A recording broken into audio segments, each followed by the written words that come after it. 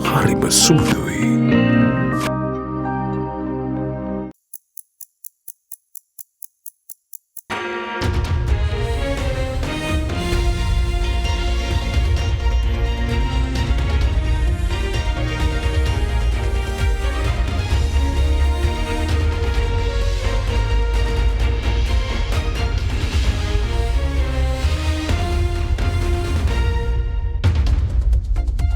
Tonight on First at 9, this Saturday, the 28th of October 2023. War rages on. UN Secretary General adopts resolution calling for an immediate humanitarian truce as Israel's war against Hamas rages on. Remains of the Sri Lankan killed in Israel brought back to the country. Without delay, IMF frameworks have to be country-specific, says the central bank chief. Former IMF economist highlights the need to take debtors' concerns into account.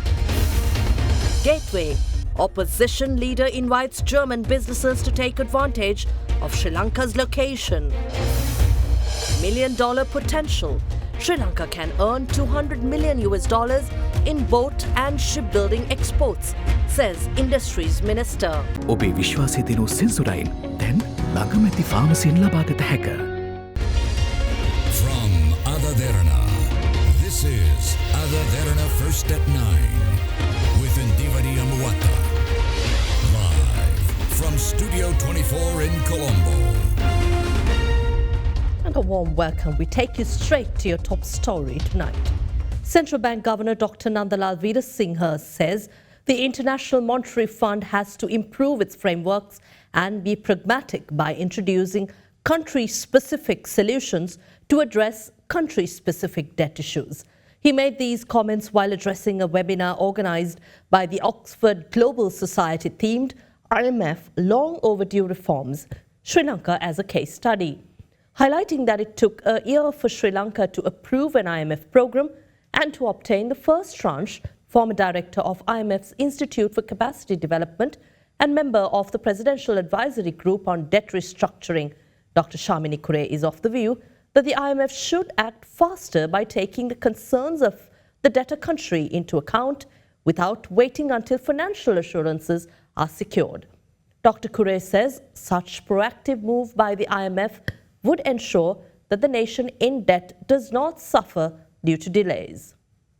When you look at the Sri Lanka situation, I think Sri Lanka is kind of a case study that is all kind of a new game here, and how to deal with different creditors, new creditors emerging, and a traditional press club-led process is also there. And also like market access, commercial creditors having huge exposure of Sri Lanka. Those are different situations. I think this is where going forward, IMF needs to basically play a very important role in this kind of situations. And we would certainly welcome their work, and we need that based on our experiences, IMF need to improve their frameworks and also the solutions, and need to be a little bit pragmatic and flexibility. Looking at countries' situation, it's not like that straight jacket fitting every country. One important area that the IMF needs to rethink, I think, its role and adapt to a much more complex creditor environment. It's on sovereign debt restructuring, and particularly for middle income, but also for lower income countries. One of the things I think is that the process takes too long because the financing assurance and lending into arrears policy, it's a fairly complex subject. Basically, it's a complex creditor landscape, as the governor was saying, and the IMF policies need to adapt. In particular, while every single argument that for the existing policy or some small variation of it makes sense in a sort of a particular bureaucratic bubble, the fact of the matter is that the process takes way too long. It took Sri Lanka a year to get to the board, and the IMF needs to balance the debtors' needs. But I don't mean just giving money with low conditionality or anything like that. What I mean is the need to respond fast. For Sri Lanka, it was very acute the first several months. The IMF really needs to put the debtor at the center of this and kind of not be afraid to use the policy tool it already has, I would say the board has a conflict of interest on this one because they both represent creditors and they're supposed to do what's good for the IMF membership, which includes the debtors. So this is an area where I think there's a real need to put the needs of the debtor country first so that the IMF can truly be what it is, which is a lender of last resort. When COVID started, I think the IMF actually very well displayed its strengths. Its strengths of moving quickly when countries need liquidity. February 2020, COVID broke out. April 2020, the IMF have moved already to disburse $1.4 billion to Pakistan in the form of the Rapid Support Instrument. And that was not just Pakistan. There were many, many other countries where the IMF used its tools very, very quickly to provide liquidity. RSI was a big success. Then was the DSSI initiative, which was G20. The IMF played a key role and again provided liquidity support in the form of NPV neutral extensions, essentially, of the obligations that were coming due. My second point is the corollary to that point, that when I see how the IMF has moved in sovereign debt restructuring cases or cases where there may be a debt overhang and not necessarily a debt restructuring, I would very much want the IMF to show the same speed as it did in the RSI and the DSSI. For some reason, that speed the IMF has not been able to demonstrate. Many of the tools exist for the IMF to be able to move forward, even when some creditors may not be participating as well as one would wish. So my overall point is basically for the IMF in those cases of sovereign debt distress or debt overhang, or where actually there is debt restructuring, to be able to show the same speed that the IMF demonstrated when it came to the RSI and when it came to the DSSI. As Sri Lanka's negotiations are ongoing with a number of countries for free market access, opposition leader Sajith Premadasa says Sri Lanka can be the gateway for German businesses awaiting to enter other markets in the region. During a meeting with the chief of the delegation of German industry and commerce in Sri Lanka, the opposition leader invited Germany to invest more in Sri Lanka, taking into advantage the island's strategic location. Chief of the Delegation of German Industry and Commerce in Sri Lanka, Maria Antonia von Schonberg, called on opposition leader Sajith Premadasa at the opposition leader's office in Colombo. We value German investments. We value foreign direct investments that are emanated from Germany, and we would like to encourage you to do more. We all know that there are obstacles and various reservations when it comes to foreign direct investment. Policy consistency must be one of the major obstacles, and uncertainty about tax policy. But I would also like to encourage that Sri Lanka could be a gateway for German businesses to penetrate into other markets, because we have an advantage of having established a variety of free trade agreements. Sri Lanka would be a kind of an entry point as far as accessibility to other markets, which may not otherwise be there on a preferential basis. I don't need to give you a list of incentives that investors may obtain, especially from a country where you have an economic downturn, because potential to grow is very much there. So investors can start from a low slab, but the opportunities are tremendous. The opportunities are expansive. So I would like to continue to encourage German businesses to come and set up here, to promote foreign direct investment. I know there is a positive balance in favor of Sri Lanka when it comes to exports and import. Always depends on the point of view. Right. So we as the opposition would try to provide you with the fullest support, cooperation and facilitation to encourage German businesses to enter Sri Lanka on a much larger scale. Independent parliamentarian Chandima Veerakkodi emphasises that the current issues grappling the nation can only be solved by a party capable of handling the current challenges of the country. Meanwhile, Secretary-General of the Samagi Jana Balawegaya Ranjith Madduma Bandara added that the general public is eager to see how the President plans to address the issue of corruption and fraud in the country. The දැන් විදුලි බිල වැඩි වෙලා තියෙනවා ඉස්සරහ. ඔව් ඉතින් විදුලි බිල වැඩිවීම බරපතල ප්‍රශ්නයක්. රටේ ජනතාවට විශාල ඌලන්න බැරි ප්‍රශ්නයක්. ඒ ගැන අපේ බලවත් කනගාටුව අප්‍රසාදය අපි පළ කරනවා. ආණ්ඩුවේ මන්ත්‍රීවරයෙක් කිව්වා බිල වැඩි නම් විදුලිය අඩුවෙන් පාවිච්චි කරන්න කියලා. ඒ කියන්නේ මේ මහත්තයාට තේරෙන්නේ නැහැ මේ රටේ බහුතරයක් අදටත් කොච්චර ඒගොල්ලෝගේ ජීවිත වලින් කප්පාදු කරගෙනද ජීවත් වෙන්නේ කියලා. තව මොනවද අපි කප්පාදු කරන්නේ? එහෙම අයට තව දුරටත් අපිව පාලනය කරන්න ඉඩ දෙන්න බෑ. ප්‍රශ්න පාවිච්චි කරලා බලයට එන්න නෙමෙයි.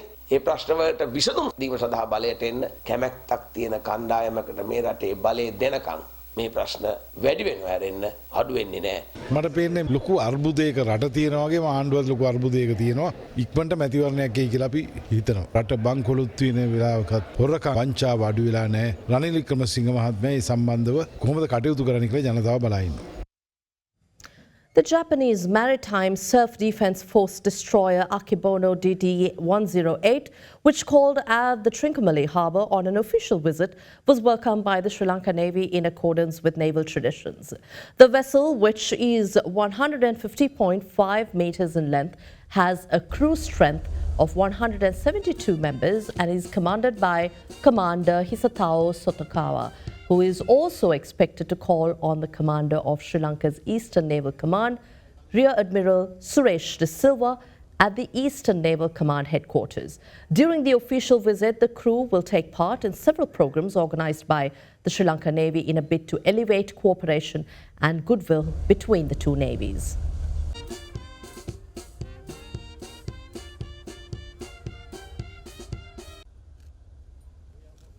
As the Israel-Hamas conflict rages on for its 22nd day with over 9,000 fatalities, the Israeli Defense Force conducted the heaviest aerial bombardment of the Gaza War so far, deploying more fighter aircraft yesterday. In a bid to end the ongoing fighting between Israel and Hamas, the United Nations General Assembly adopted a resolution calling for an immediate humanitarian truce with the support of 120 states. However, 14 countries, including the United States, voted against the resolution. Meanwhile, the remains of the Sri Lankan who died during the Hamas attacks against Israel were brought back to the island today. According to the Sri Lankan Bureau of Foreign Employment, steps will be taken to arrange compensation for the family of the victim. The Israel Defense Forces said they struck 150 underground Hamas targets in Gaza overnight in the heaviest aerial bombardment of the Gaza War so far, while Palestinian residents of the territory reported clashes with Israeli armored vehicles and infantry overnight. According to the IDF, about 100 Israeli jets were involved in the strikes, which began after dusk yesterday. The Israel Defense Forces said it had struck what it called terror tunnels and underground combat spaces during a period of very heavy airstrikes on the north of the Gaza Strip. The military said among several Hamas operatives killed, there was a man in charge of Hamas's aerial assets named Asim Abu Rakaba. Abu Rakaba was responsible for Hamas's UAVs, drones and paragliders, as well as its aerial detection and aerial defense system. Video footage released by the IDF this morning showed columns of tanks crossing a flat and open sandy area of Gaza, firing on built-up areas in the distance. Unlike the previous large-scale raids that have occurred in recent nights from which Israeli forces withdrew, officials said armor and infantry remained in Gaza from morning today. In the meantime, several United Nations agencies report that they have lost contact with their local staff in Gaza as most of the communication capabilities of the enclave appear to have been interrupted. The World Health Organization Director General said the organization has lost touch with its staff as well as its health facilities, health workers and the rest of their humanitarian partners on the ground. The United Nations Resident and Humanitarian Coordinator also took to X to say that Gaza has lost contact with the outside world amid reports of intensified bombardment. Meanwhile, the United Nations General Assembly adopted a resolution yesterday calling for an immediate humanitarian truce to end the ongoing fighting between the Israel military and Palestinian military factions. The non-binding Jordanian-sponsored resolution passed with 120 states voting in favor, 14 voting against and 45 abstentions. Notably, the United States voted against the resolution. In response, Israel ambassador to the UN Gilad Erdan said the world body no longer had even 1 ounce of legitimacy or relevance. Israel has the right to defend itself, and the realization of this right is to ensure that such atrocities are never repeated. Why are you defending murderers? Why are you defending terrorists that deliberately beheaded children and abducted babies? We are grateful to you. You are true brothers and sisters to Palestine. We will never forget this position that you took. We succeeded, but this is only chapter 1. In the meantime, the remains of the 49-year-old Sri Lankan who died from the attacks of Hamas arrived in Sri Lanka today. The remains were accepted by the Sri Lanka Bureau of Foreign Employment and the relatives of her family. යුද්ධයේදී මියගිය අනුලා ජාතික මහත්මියගේ පවුලේ ඥාතීන්ට ලැබිය යුතු සෑම දෙයක්ම ලබා දීමට ඉස්රායල් රජයෙන් ලබා දෙන දේවල් ලබා දීම සම්බන්ධයෙන් මැදිහත් වීමත් ඇතුළුව කාර්යාංශය පැත්තෙන් ලබා දෙන්න පුළුවන් සියලුම දීමනා වන්දි හැම දෙයක්ම ලබා දීමට ඒ අවශ්‍ය කටයුතු සිදු කරන මේ ඉතාම සංවේගී අවස්ථාවක් ශ්‍රී ලංකා රජයේ ශෝකයේ මේ අවස්ථාවේදී ප්‍රකාශ කරනවා. From the airport, her remains were taken to the Negombo Base Hospital to conduct the post-mortem. Her remains are expected to be brought to her residence in Iriavatia in Kalaniya. Now, CCTV footage of the murder of a security officer employed in the National Livestock Development Board in Galewala, Beligamur was released to media. Galewala police request the general public to provide any information regarding the suspects. With that, here's a look at more local news in brief. Few employees of a bakery near the Kotagala railway station were attacked by a group of 10 individuals last night. The group also severely damaged vehicles belonging to the bakery during their assault. The suspects involved in the attack are yet to be identified, and further investigations on the attack are currently being carried out by the Nivulapatana police. In the meantime, a fire erupted in a two-storied sports equipment in Panaduru this morning. According to reports, several stocks of sports equipment were destroyed in the fire. However, the cause of the fire is yet to be uncovered. The fire and rescue unit of the Moroto Municipal Council deployed on site to contain the fire. Meanwhile, CCTV footage of the murder of a security officer employed in the National Livestock Department Board in Galewala, Beligamur has been released to the media.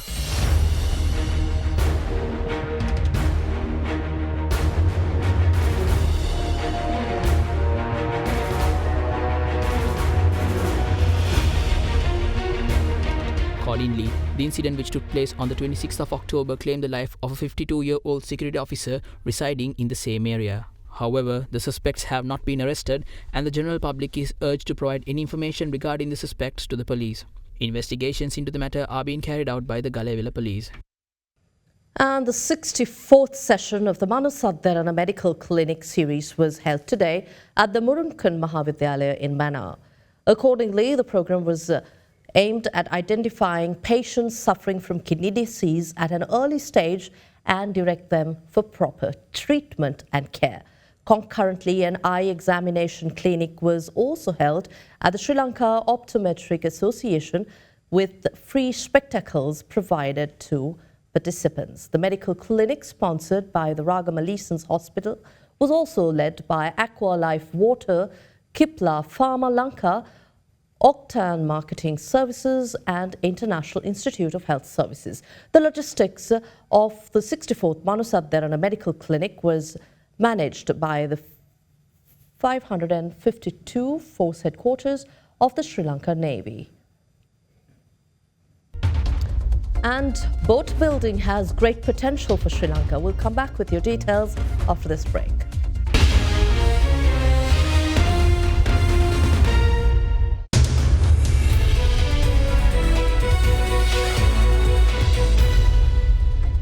Welcome back. We take you to business news. Minister of Industries Dr. Ramesh Patirana says the boat and shipbuilding industry of Sri Lanka has the potential to reach an export revenue target of $200 million. Addressing the Boat and Marine Show 2023, the Minister of Industry said the boat and shipbuilding industry, which has so far earned $67 million, is expected to earn up to $85 million of export revenue by the end of 2023. The 8th edition of the Boat and Marine Show commenced last evening at the port city in Colombo.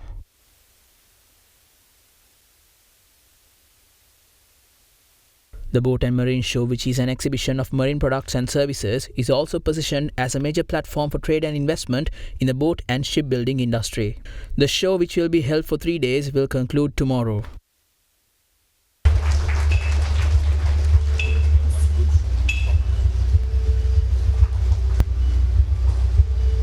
Sri Lanka possesses significant untapped potential in the offshore marine industry. offering a substantial opportunity to earn foreign exchange by servicing the approximately 200 foreign vessels passing nearby each day. Currently, only a fraction, less than 10% of this potential is being harnessed. We firmly believe that maximizing this potential represents a crucial avenue for enhancing our foreign exchange earnings. Our chamber is fully committed to spearhead efforts to unlock this industry full potential. And there are certain issues for the industry, especially burden of taxes in transferring products manufactured from one BOI company to another BOI company. And we hope these matters, with the strong relationship that we have with the EDB and the investment promotion, we will be able to sort out very soon. Marine tourism, marine sustainability is a key factor. We position Sri Lanka as an all-in-one. When I say all-in-one, we have all the tourism attraction categories, as you know, whether it's marine, whether it's adventure, whether it's wildlife, whether it's wellness, whether it's culture, religion, we have all that. That's why when we are setting up our new platform called All-in-One Capsule, only thing what you don't have is the snow. Going forward, it's very important that we identify our key categories. Being marine tourism, where can you find a country, I'm proudly to say this, where you can get the two biggest mammals, where you can look at a wild elephant on one side and go and look at a whale within a matter of hours. That is Sri Lanka. The boat industry or the shipbuilding industry has come a long way since it started. So this is an industry that we are looking to promote outside Sri Lanka, and also this is an industry that we are looking to engage with foreign investors who can collaborate with local operators as well. By end of last month, the Sri Lankan boat manufacturers and exporters have gained $67 million. Hopefully, we'll go up to about $85 million, 85 to 90. But this particular sector has potential to go up to $200 million in a short period of time if you concentrate and develop your business. Our produce should be competitive in the global market level. I think when it comes to the boat building industry, your products are of excellent quality. You can compete at any place in the world. So that strength you have. Well, direct flights from the Turkish commercial capital Istanbul to Sri Lanka's Bandaranaike International Airport in Kadunayake will commence on the 30th of October this year. Accordingly, Turkish Airlines is expected to begin direct flights to BIA with 4 weekly flights between Istanbul and Colombo. Turkish Airlines decided to launch direct flights to Sri Lanka after 10 years of operations, enabling the island to connect faster with 129 nations with shorter flight and connection times at Istanbul Airport.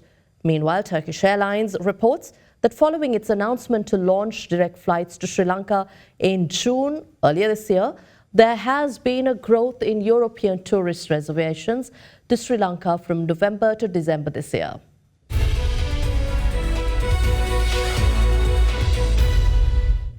And in your corporate affairs segment, Expo Lanka Holdings has reported a quarterly revenue of 61.5 billion rupees with a gross profit of 12 billion rupees in the second quarter of the current financial year.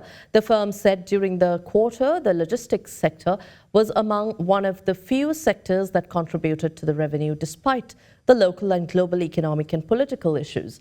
Meanwhile, in a separate development, the social media platform TikTok organized an interactive creative workshop with content creators, professionals and experts to discuss the delicate interaction between social media and mental health.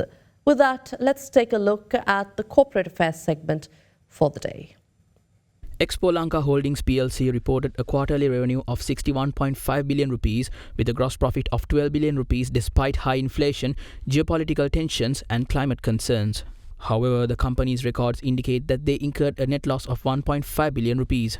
According to the company, the first half of the fiscal year 2024 saw the company record a revenue of 117 billion rupees, a gross profit of 23.3 billion rupees, and a net loss of 7.1 billion rupees, illustrating the impact of uncertainty and inflationary pressures on global consumer and business spending.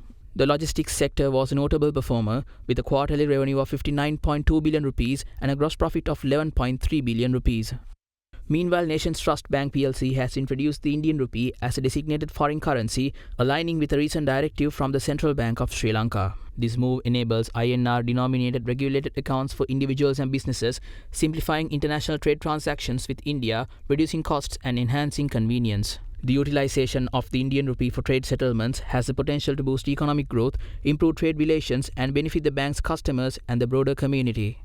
In the meantime, TikTok, the short-form video platform, hosted an interactive creator workshop in Sri Lanka as a part of the mental health awareness program in South Asia. In collaboration with Vida Clinic and members of the Sri Lankan creator community, TikTok's workshop brought together creators, professionals, and experts to discuss the delicate intersection of content creation and mental health.